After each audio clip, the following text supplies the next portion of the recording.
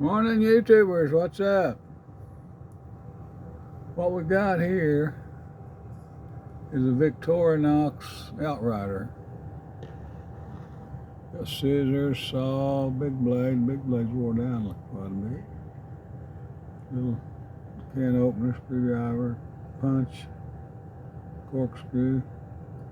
Best part of it's this fillet that sticks right out the back and it's real stiff. Screwdriver.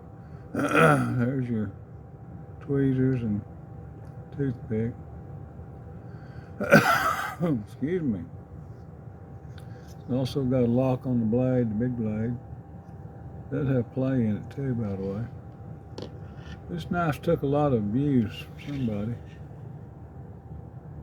See scratches or marks on that blade?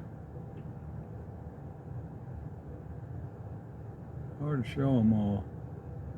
Anyway, I got another one that's like new, and you can tell the difference pretty bad.